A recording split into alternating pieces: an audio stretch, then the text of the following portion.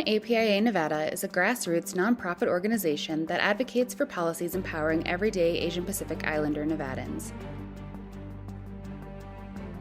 Nevada is home to a growing APIA community, accounting for 1 in 10 voters. We are One APIA Nevada.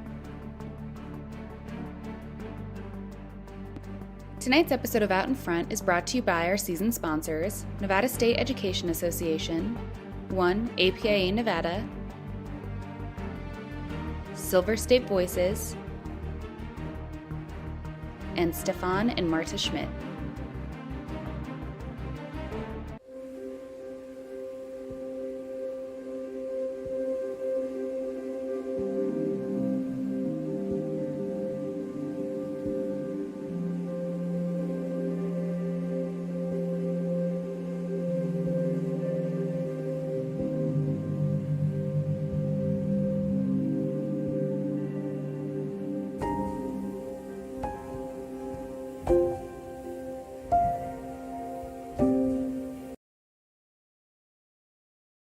All right, welcome back, everyone, to Out in Front with Annette. My name is Annette Magnus. I'm the Executive Director of Battleborn Progress. Thank you for joining us tonight. I hope you enjoyed the In Memoriam. Unfortunately, we lost one of our national staff members, Conan Morgan, this week in a horrific tragedy. And so now we are celebrating his life and mourning our loss in our Progress Now family. So thank you to Maria for putting that together for us so we could celebrate our dear friend Conan, and sending all of our love to our national family and to his family as they mourn the loss. With that, I want to transition over to the NVLeg. As you can see, I am standing here in the building. Things have been crazy the past couple of days up here in Carson City. We're going to be doing Out in Front this week, today, tomorrow, and on Monday, which is Sine Die, which means the last day of session, hopefully, goddess willing. And we are going to be live each day, giving you updates live from Carson City. So we're ready. So lots going on. You're going to hear lots of noise here in the building. So just bear with us. We're going to be loud and make sure that you get all the information. Remember, put your questions in the chat. We are going to have Assemblywoman Selena LaRue Hatch here in a second to talk about all things stadiums and vouchers and all of the endgame nonsense that's going on in this building. We're also going to have my dear friend Erica Roth. She is a public defender in Washoe County to talk about some of the fentanyl bill situations and other things that are going on with criminal justice in the building. And then we're also going to have Maggie Salas Crespo. She is with the Secretary of State's office to talk about their huge win this week, where the governor signed their bill into law, and we're super excited to talk about that bill. So that's all coming up. Hopefully we'll be joined also by Assemblywoman Venetia Constantine. She is in committee right now, but hopefully we'll be joined by her at the end. If not, we'll get her back tomorrow. So lots going on. We've got a hard out at 6 o'clock because, as many of you who are watching know, we have Third House tonight, and our press is putting on a fabulous show this evening, and it'll be live online, so you can watch it on Nellis. So you're not going to want to miss that. It's always hilarious. They make fun of all the lawmakers, and it's just a comic relief for all of us, so we don't cry. So let's get started. Assemblywoman LaRue Hatch, welcome back to the show. Thank you for being here. Thank you. All right, tell the guests, I'm going to move it because you're a little bit quieter than me. Okay. Tell the guests what's going on in Carson City this week, and as a freshman, kind of how you're experiencing this final week of session. So everything is going on in the final week here in Carson. Definitely as a freshman, it is a whirlwind and a lot of late nights. We've definitely been here past midnight for multiple days, and we're going to be here again. I think this is why they scheduled Third House today, because we're all so delirious that we don't know what's being said. But no, we are considering some really big stuff this week. We just had the education budget signed last night by the governor right before midnight. We've got another 2 budget bills that are hopefully going to get signed tonight. We introduced the governor's AB 400, which is his educational priority bill, on the floor yesterday. We've got the A stadium, the film taxes, pretty much every big discussion that could happen is happening right now in the next 4 days. Okay, so I want to ask you first about SB 400. Mhm. So that bill was originally the vehicle for vouchers. They love to call them opportunity scholarships. That's not what they are. They're vouchers. They love to talk about, in that bill, funding charter schools, which is not bad in this case because they're public charter schools. We don't love it, but we don't hate it. Mhm. But there was a lot of other nonsense, like the Office of School Choice and all of that stuff in the bill. Talk to us about how you all as caucuses, both the Senate and Assembly Democratic caucuses, are really holding strong on against vouchers and against opportunity scholarships in the Office of School Choice. And as a teacher, why that's so important right now. Yeah. So I do want to emphasize that that bill got introduced, but there are no vouchers in that bill. We eliminated that portion. And I think as a public school teacher, I'm absolutely not going to give public dollars to private schools ever. I think a lot of my colleagues agree that's a hard line in the sand. And so we are working really hard on that front to ensure that doesn't happen. The Office of School Choice is not in that bill either. And so we're going to continue negotiations with the governor through the night, but those are hard lines, certainly for me as a public school teacher. And I guess, you know, we've seen in other sessions, sometimes there's a willingness to negotiate on opportunity scholarships, but I know from my research, they weren't even used in the last biennium. Only about 50% of the funding that was given to opportunity scholarships was used. And now they want to open it up to, you know, much, much more rich families and things like that. Talk to us about the problem with vouchers or opportunity scholarships, whatever you want to call them, and why that's so harmful to public education and why the Dems have to hold strong on this. Right. So I think that's an excellent point because number one, why are we expanding it when we didn't even use the money that was allocated for it already? That shows me there's not a desire or a need for this program. And they are really harmful because there's a lot of fancy language. Opportunity scholarship sounds really nice, but it literally means we are taking dollars out of our public funds and we are putting them into private schools where we have no control over what's being taught. I think most folks saw early in the session that Senator Harris got that hateful note from students at a private school where that could totally be taught and have no problems because there's no public oversight over it.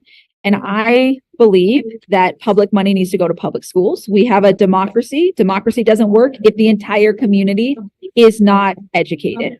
And in places where they've been expanded in other states, the vast majority of individuals that use those opportunity scholarships are rich families who were already sending their kids to private school and are now just using public dollars to subsidize that. There is no evidence that low-income students suddenly get a higher quality education from those programs.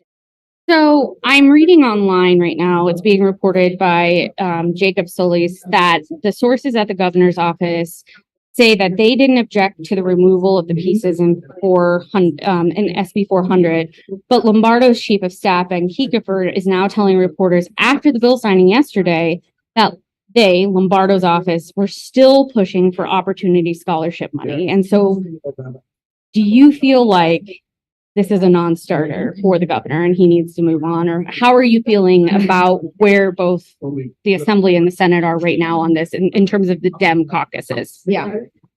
So I can only speak really truthfully to where I am, which is that is a non-starter. But I think that my colleagues agree. I think that that's been a line in the sand for a long time. And I think negotiations are going on, but I think they're on many, many different topics. And I know that many of us are making that a very firm line in the sand. Okay, awesome. All right, I want to shift gears a little bit. Let's talk about the stadium. You wrote a pretty scathing op-ed this week that talks about tax abatements, which is the part that we're against, both in the Sony deal and even more so in the stadium deal, because I think the stadium is just a complete non-starter, in my opinion. We've already done one. We don't need to do it again. What are your thoughts on tax abatements, this process? Because you really kind of outlined why this program is potentially so dangerous and why we need to get away from tax abatements for millionaires, billionaires, and big businesses and corporations. Yeah. So I did write a piece this week about all the research that I had done. And I have done pretty extensive research on these abatement programs, both with the film tax credits and also with the stadiums. And economist after economist and study after study shows that the public do not get a return on their investment. As far as stadiums, which is what we're focusing on, stadiums often come in and they replace quality jobs with part-time low-wage work at the stadium, which we can expect. They don't have a huge impact on the economy, but The worst part, I think, about this deal is that stadium where it's being built for 30 years, no taxes will be paid from that stadium. No property tax, no sewer, but no taxes for schools, no taxes for police, no taxes for fire. Now, they'll certainly require police services and fire services, which we will pay for, but they will not be reimbursing us or putting any money into the public pot. And so I'm really worried, number one, that we have a 30-year black hole of revenue on this site. I think additionally, we are committing $180 million in transferable tax credits. Now, 90 million of that is going to be paid back, supposedly, if they make enough profits. But that's still, best case scenario means we are investing 90 million public dollars into this stadium. And to me, unless we are getting $90 million in public benefits back from it, that is not a good deal, especially when we have the largest class sizes in the nation. We have crumbling infrastructure. We have mental health supports that are not being funded. And so I just think it is our job as elected officials to invest our community money in smart ways that benefit the people in our community. And I just don't see this as being one of those wise, thoughtful investments. And, you know, it's not just public stadiums. We were also talking about this in terms of the film tax credits, right? And the tax abatements they're talking about on the Sony deal. Right. So it's not just SB 509, it's also the Sony deal that we're potentially talking about. You know, one of the things that I think I've seen is oftentimes Southern Nevada gets a lot of this, but Northern Nevada sometimes gets left out. Now, obviously, y'all got Tesla for better or for worse, my view worse, but now a lot of the attention has focused on Southern Nevada. Why do you feel like Northern Nevada gets left out sometimes in those deals? So I think that a lot of times this devolves into a North-South argument. The North got Tesla and the South got Allegiant. Honestly, if I was a Clark County legislator, I would be opposed to this too, for the reasons that we talked about with the public financing. But I think for my constituents, I've had a lot of them reach out very, very opposed to this deal because we're going to put all this money into this public stadium or into these film tax credits. And that's money that could go to our schools or could go to other programs that we will see none of. And so I definitely think there's a component there. But honestly, I think that the residents of Clark are going to miss out just as much as the residents of Washoe because of this deal. Okay, so what do we think happens in the next 24, 48 hours? You know, there's about 5-ish days left. I say ish because this will go all the way to midnight. So it feels like a whole day is in front of us still, but this is going to go on all night. Ways and Means is probably going to go back in. That's the money committee for those of you who don't know. But there's a lot of work still to do. What else needs to happen? I know you're a freshman and you're still learning as we go, but what else needs to happen? As people can hear, it's super busy in here right now. Yeah. What else needs to happen to be able to get us out of session and sine die on time? Right. So what has to happen is the budget bills have to be signed. So the governor has 2 bills tonight that he has to sign by midnight. That's why there's a lot of negotiations going on. There's one last bill that's in the Senate. I think that one will probably move after these. Once those are signed, we could leave and we have done our constitutional duty and we can be done. So I think after tonight, we'll have a really clear idea if we have that. There's also a lot of big bills that have to be wrapped up. Like we said, the film tax and the A's and many others. But really, it's the budgets that we are waiting for. Okay, so what are the big bills that need to be signed tonight? I know there's a couple, some really important ones like SB 522, that is the state employee budget. Right. I know there's also the appropriations budget to keep the whole government running. Yeah. And I know the governor is potentially threatening to veto one or both of those. Right. Talk to us about the ramifications if he goes and vetoes one or both of those bills and what that means in particular to our state and our state employees. Right. So I think our state employees are literally the backbone of this state. They are the only reason that our communities can function. And so I think it is really essential that is signed and we're paying our employees. The appropriations bill, obviously we cannot run anything if we don't sign that. And so literally our entire state government grinds to a halt if we don't get those. So if they are— Oh, I'm getting a text that 14 minutes ago he signed this state employee bill. Well, Oh, okay. God bless. Thank So- you. Thanks, Joe. Good job. The employees are paid. I love that. So maybe we'll get everything signed in the next 10 minutes and we'll all get to go home and it'll be all great. All right.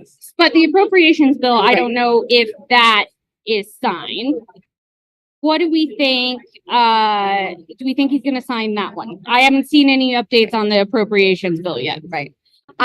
There's a lot of high level negotiations that are going on. There's going to be a lot of them. We're going to have to pause while we have third house. I feel cautiously optimistic that we will find something and he'll do the right thing and he'll make sure our government is running.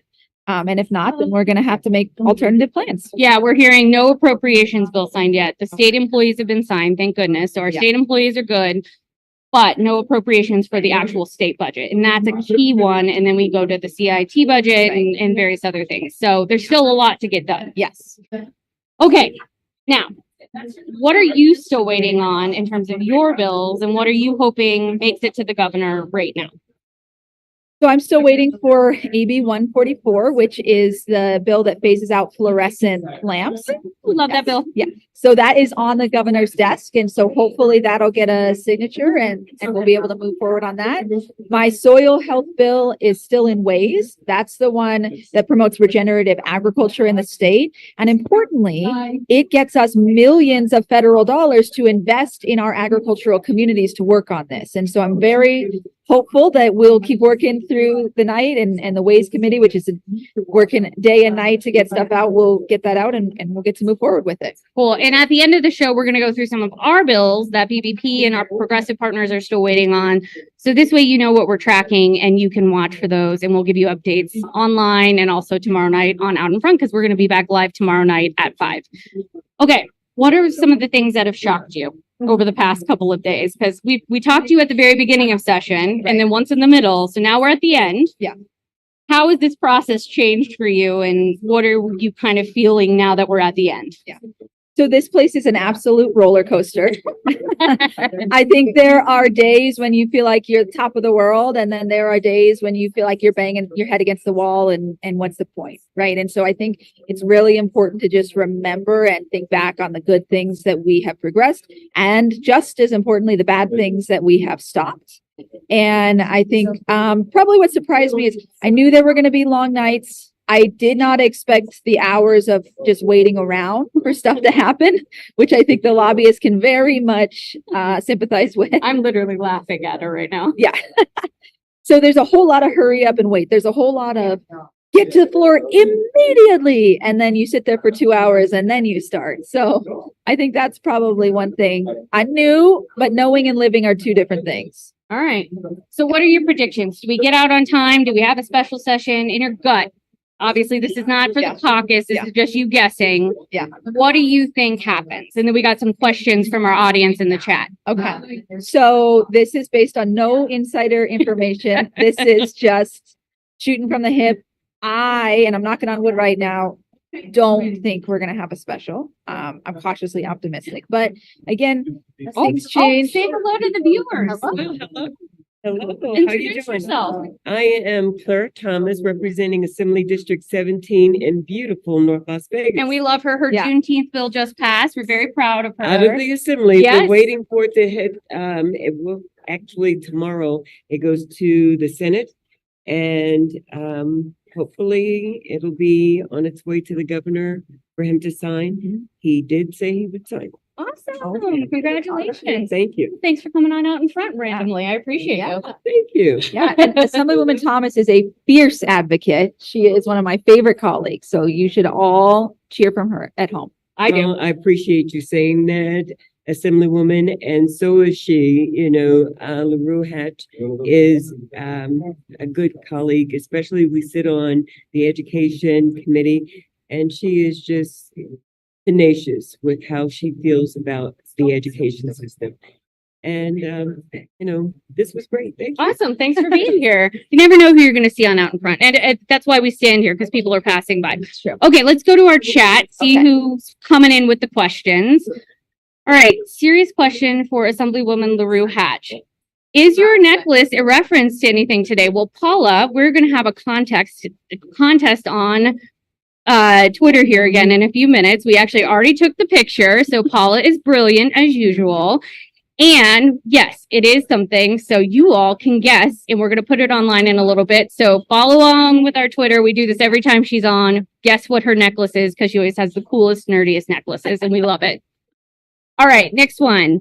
Thank you, Assemblywoman LaRue Hatch, for Nevada, for all your advocacy. Great job this year. And that's from Vicki Ann, one of your members. Yes, with thank NSCA, you. our loves. Yes. So yes, Vicki, love you. Thanks for all you do too. Yes. Yeah, you are a fierce advocate too, and I appreciate everything you're doing. Yep. Okay. Also, she has a question. In those late nights, what are the best things to eat? What are y'all sneaking out on the floor? So I am trying really hard to not have a heart attack at the end of this section. So usually it's not a whole lot. We do have a meal plan for our legislators. And so we actually get home cooked meals for every lunch, which I greatly appreciate. There's a salad bar every day, which I try to take advantage of. At night, this week, I've been bringing in some yellow curry with chicken and rice, and that's been sustaining me in the long nights that we've been here. Awesome. All right. Anything you want the guests to know about how to get in touch with you or the good work that you're doing right now? Yeah, so I want everyone to know in these last few days, nothing is set in stone. If you hear rumors that, oh, such and such deal is a for sure thing, or such and such bill is for sure going to get passed, just know that things can change in a heartbeat, and your advocacy makes a huge difference. And I want to make sure that you are engaged in this process. So it is essential that you are following hearings, you are calling in, you're submitting opinions, you are making your voices heard, because I think it does make a real difference. As far as how to get a hold of me, my email is on Nellis. It's selena.law.rue.hatch and then the whole assembly email after that. And I'm also on Twitter at law_rue_hatch. And so definitely check me out and feel free to reach out anytime, because I'm here to listen and be your advocate. Awesome. Thank you, Assemblywoman. And her op-ed is in the chat. So make sure you take a look at it, read it, post it online, share it with everyone, because we want to make sure that the stadium scam and all of these other tax abatements don't move forward. Thank you for all you do. Thank you for your time tonight. Yeah, thank you all. All right. So next I want to bring in Maggie. Maggie is one of my favorite people. She's in the Secretary of State's office. Maggie, thank you for joining us. You obviously have been a longtime friend of mine, do amazing work. Introduce yourself to the guests and tell everybody what you do for the Secretary of State.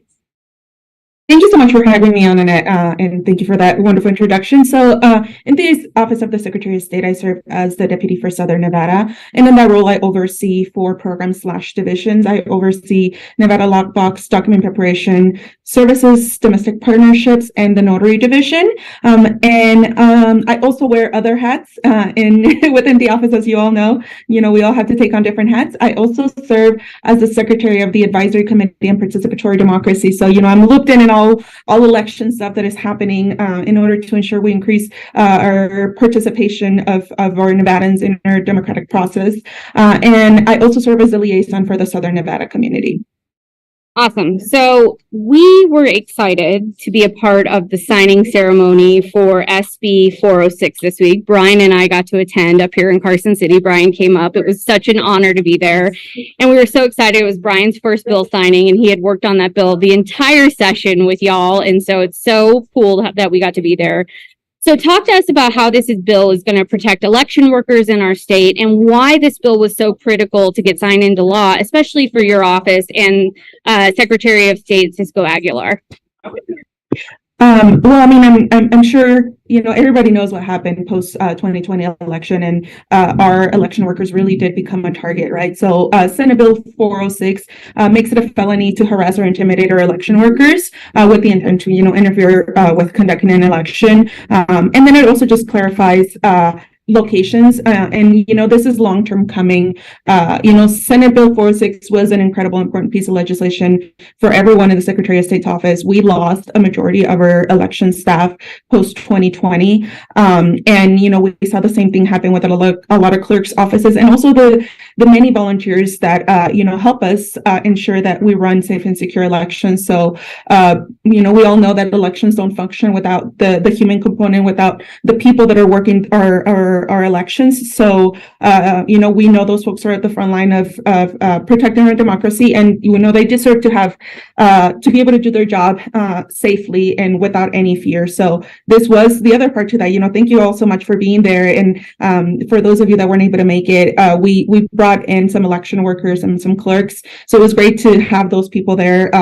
Lorena was there as well, and she was very emotional, right, because she was in the midst of that. And our many partners that collaborated with us in this bill. So it was truly a bipartisan collaborative effort. So we're really happy, and it's one of our major wins, and it was a priority for Secretary Aguilar. So we're really happy that we got that signed.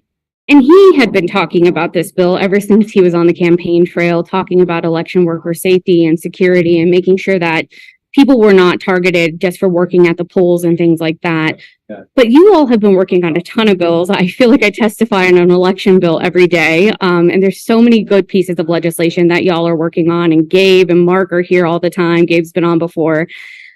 Talk to me about some of the bills that y'all are still waiting on and some of the exciting things, hopefully, that will get done and signed into law also this session. Well, one of the major reasons why you have me here today and not Gabe, I don't look like Gabe, it's not him.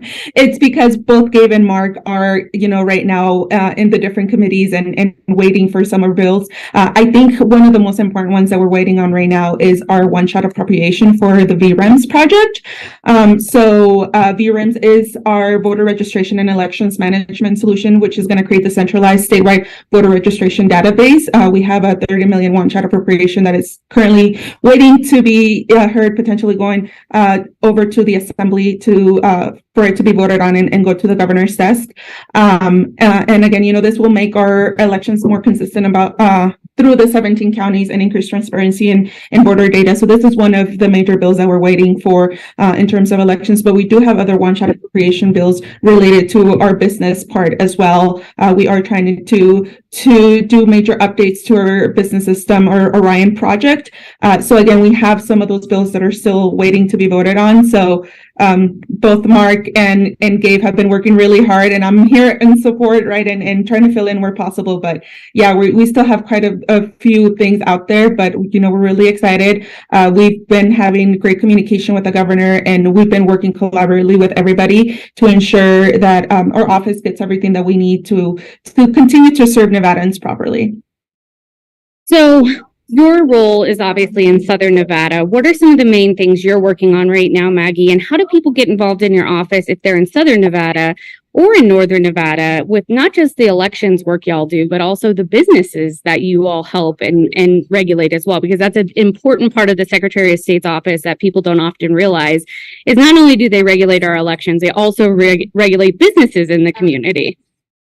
Yeah, so one of the reasons why I was very interested in joining the Secretary of State's office is, we all know the Secretary of State's office primarily for elections. A lot of folks know that, for our business aspect, because everybody has to register with the Secretary of State before doing business. But we have a lot of other programs and divisions that people are not aware of. And I oversee some of those smaller programs. One of the programs that I like to often speak about that a lot of people don't know about is Nevada Lockbox, which is a free program to all Nevadans. And it is located within the Office of the Secretary of State. And in this program, people can register. We have two different registries where people can do their advanced directive registry so that they can share their wishes, and also the guardianship nomination registry. And this is a free service to all Nevadans. Obviously, we also have the domestic partnership program, which is very important to many members of our community. And, that gives you the same protections as going into a civil contract. Lastly, we have many other programs like our securities division as well, which regulates investor advisors, which again, these are all programs that are used largely by the community and the business community. I also oversee document preparation services, which is a program that we often see within communities of color, because we regulate tax preparers and other folks that prepare other legal documents. So we see a lot of the Latino community that participates in those programs and those services. So I do a lot of compliance work in those programs to make sure that we do enough fraud prevention for different community members. All right. So Maggie, I know you're incredibly busy. How do people get in touch with your office, and how do people get a hold of you if they need something from the Secretary of State? So because we have so many different divisions, depending on what you want or what you need help with, definitely go to our website. There's different customer service numbers that are available on our website. But if anybody wants to reach out to me directly, my email is msalascrespo, which is M and then my two last names at sos.nv.gov. And if you don't know where you need to go, I'm happy to direct you. So my email is always open for anybody. Before we go, we actually have a comment in the chat for you. They want to know, what is Project Orion and how do folks get to know what Project Orion is? And tell us a little bit about that project. So people are curious what that is. So Project Orion is our project to basically overhaul Silver Flume, which is our system where people register to do business in the state of Nevada. Obviously, we are aware that there's been a lot of issues with Silver Flume, and it is a program that is used by a lot of folks in our community, especially our business community. And Project Orion, so the name comes from Secretary of State Orion, which is the first Secretary of State. And it just has a very, meaningful. We chose that name for something meaningful that the Secretary of State wanted it. He wanted to change the name. We wanted to reframe it because a lot of people have that very bad experience with Silver Flume. But that is our project. Again, part of it is kind of hanging on us getting some appropriations money to do that. But we are aware, and we want to do our best by our business community, and that project will do that to ensure that we do the necessary updates to our business portal. All right. Well, Maggie, thank you for filling in for Gabe. You're welcome anytime. You're just as welcome here as Gabe is, and we love having you. It's so great to see you, and thank you for all your hard work you're doing at the Secretary of State's office. You're amazing. Thank you so much for having me, Annette. Thanks. All right, Maggie, we'll see you soon. All right. So I want to bring in my dear friend, Erica Roth. She is the public defender with Washoe County. Hello. Erica, welcome to the show. Introduce yourself. Thank Tell you us for about having you. me. My name is Erica Roth, and I am a public Talk here. defender in Washoe County. Okay. And I'm here lobbying for criminal justice reform. How did you get involved with the public defender's office, and how did you start this? Because you're kind of a badass, and it's kind of amazing the work you do. And how'd you get involved? Because you're new this session. This is my first session. It has been a real wild ride if I've ever had one. I wanted to be a public defender from the time that I was an undergrad, and I studied the injustices in the criminal system, and I knew that this was a way to be on the front lines. And I think that lobbying and being here at the legislature has been a really rewarding and at times hard way to kind of do that on a larger scale. Awesome. Okay, so talk to us about some of your priorities this session. Obviously, this has been a little bit of a different session than what I've seen previously on criminal justice reform work, because a lot of it now is different with a police officer as our governor. And we knew the tone was going to be different going into this session. And so what are some of the things that you have been working on, watching as we've kind of moved through session? So the biggest priority for me this session has been ensuring or trying to ensure that the progress that we saw in AB 236 has not been undone. So in 2019, the legislature passed sweeping criminal justice reforms that address things like bail reform, revising sentencing statutes, possession of drug statutes, all of these things that really moved Nevada forward and moved us away from just incarcerating people and actually going to the root of the problem. We anticipated going into this session that there would be some work to unwind that, and we have seen that, and there has been some successes there this session, but that has been the number one priority, to make sure that we're still moving forward and actually pushing Nevada to implement and see through the criminal justice reforms that we have seen in the last few years. And explain for our viewers, maybe who weren't following along in 2019, what SB 236 did, or was it AB 236? Sorry, AB 236 did, and why that was so important to the work we do now. So one of the biggest things that AB 236 did is it revised the sentencing structure for possession of drugs and trafficking. And that was really important because it started giving people an opportunity who are struggling with substance use disorder to actually get treatment and be diverted out of the prison system and into treatment programs or specialty courts. So right now, as the law currently stands, if you are in possession of less than 14 grams of a controlled substance, it is mandatory diversion, which means you are required to seek treatment or get treatment. And that has been very beneficial. We've seen our prison populations come down. We've seen people be able to deal with those struggles and get help. And we have saved the state a lot of money because it doesn't make sense to spend it imprisoning people when we can actually help them. Okay, so now I want to talk about, in my opinion, one of the worst bills of session so far that I've seen, that I've worked on with you. And that is Senate Bill 35. There were multiple bills on this issue, but this one in particular, I think, is the worst one. It's Senate Bill 35, sponsored, unfortunately, by Attorney General Aaron Ford, and it's on fentanyl. Talk to the viewers about why this bill was so critical this session and why we were in opposition to it.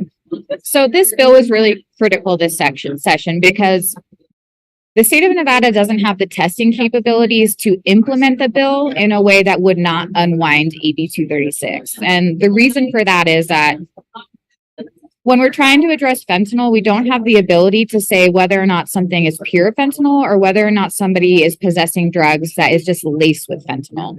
And since we don't have that ability, if we're to increase penalties for possession of fentanyl, that would apply to all drugs because fentanyl has permeated the drug supply. So, for example, if a person was leaving a UNR game and wanted to pick up cocaine for the first time and try it, under the original iteration of the bill, even if it was only 4 grams and a granule of that was fentanyl, that person would now be considered a drug trafficker.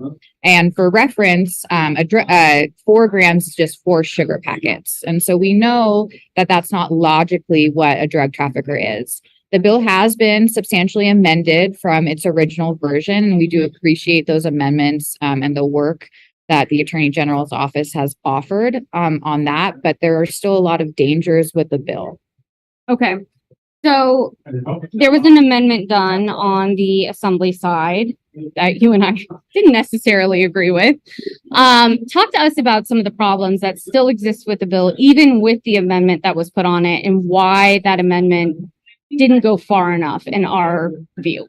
I think one thing that's important to keep in mind is that we need to focus on addressing the root cause of this issue. And we know studies show, and studies actually in the state of Nevada show this, that by increasing penalties for possession of drugs, which is what these bills do, or this bill does, you are actually more likely to increase overdose deaths. And so it's important to focus resources where it's actually going to save people's lives. For example,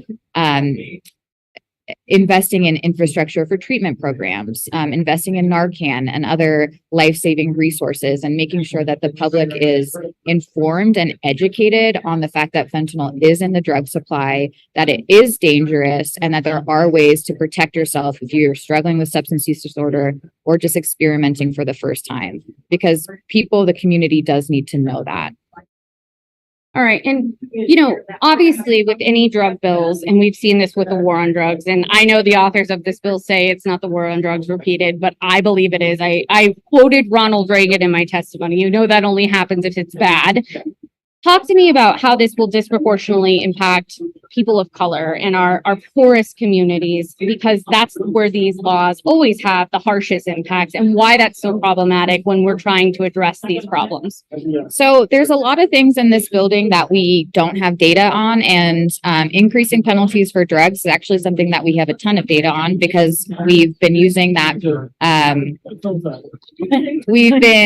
using that strategy for the last 50 years, and we've seen what happens, and that includes targeting communities of color and lower income communities. The crack cocaine epidemic is very similar to what we're seeing now, where there were mandatory minimum sentences where a person possessed cocaine that was laced with baking soda, because that's all that crack was. And the penalties for that were much, much higher. And we saw when that happened, that individuals or communities and communities of color were targeted.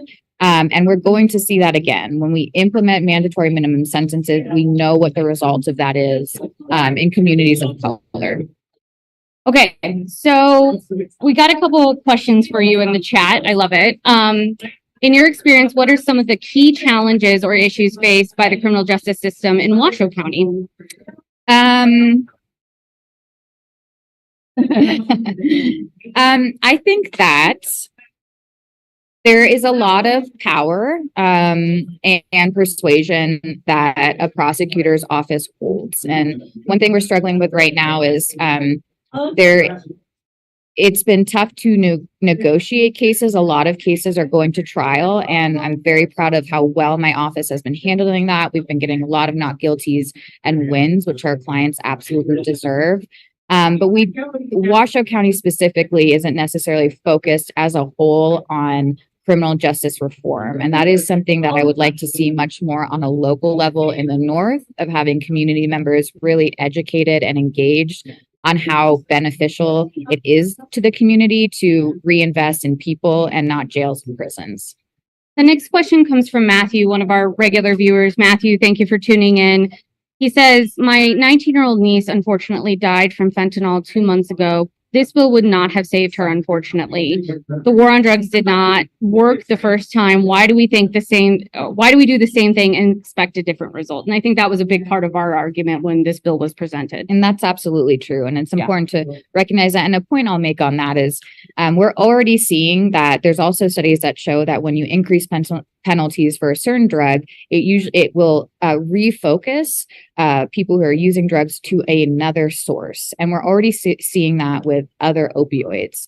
Catherine Cortez Masto came out today with trying to push back, and I'm going to butcher the name of this, but xylazine, I think is the name, and it's a separate opioid. It is very dangerous. People do need to be educated about that.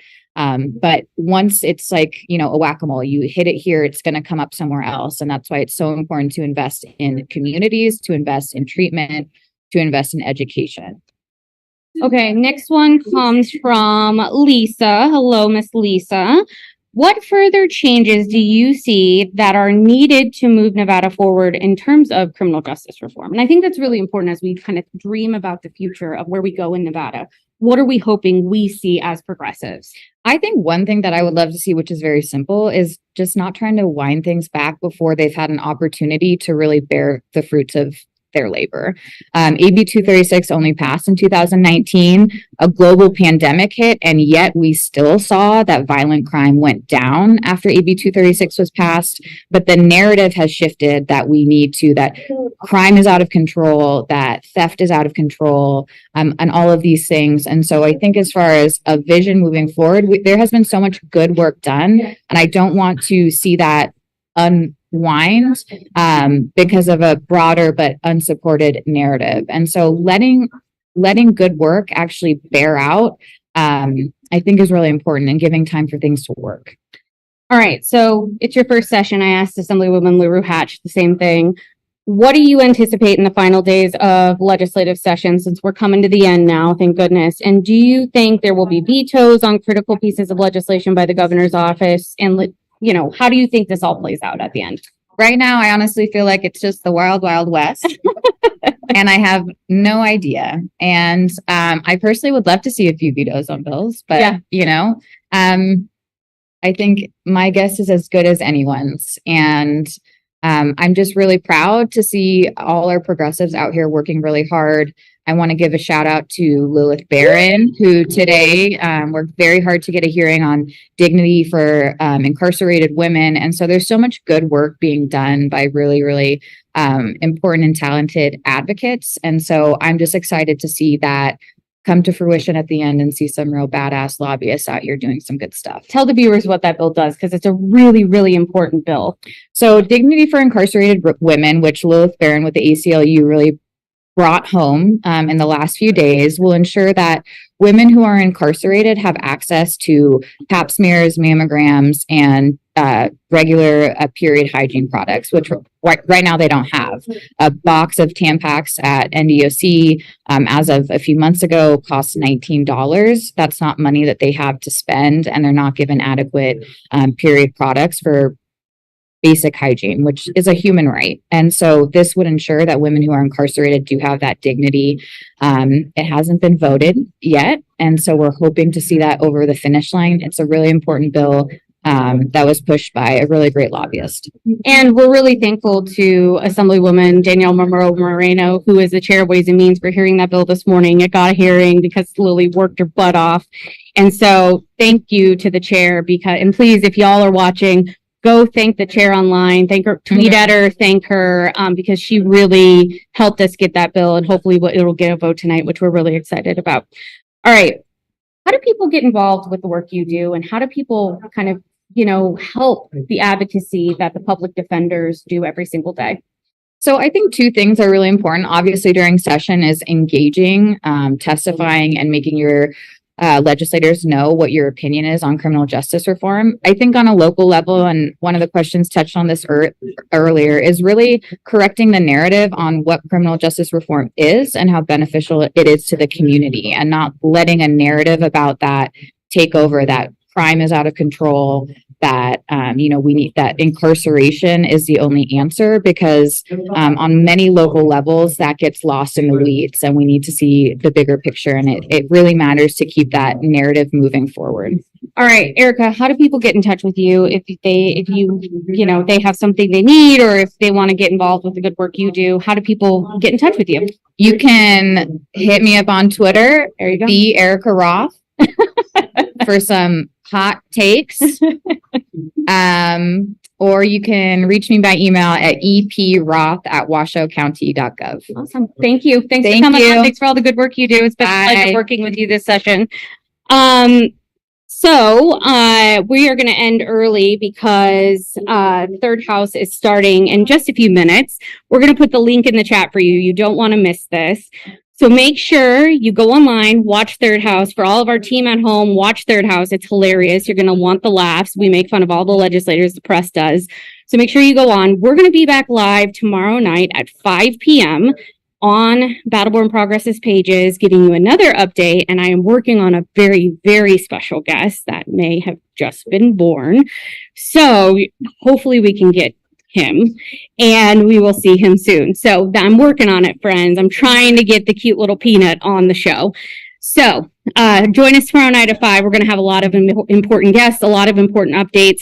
Just a critical update for all of you. Some bills that we're still waiting on, because I want to make sure y'all know that we're still here every single day. Our team is working 24 hours a day right now. I went home at midnight last night. I came back at literally 8 a.m. this morning.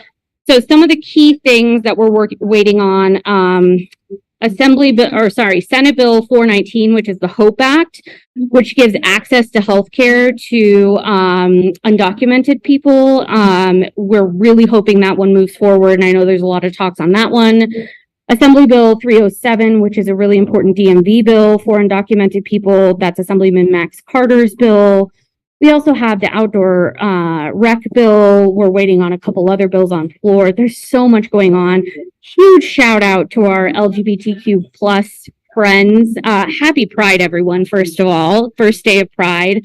But last night, Melanie Scheibel's SB 153 for trans incarcerated people to give them access to adequate services and rights was signed into law by the governor. It's a monumental feat. Nobody thought we would get that bill this session. We are so happy. We are thrilled. We want to thank Governor Lombardo for signing it.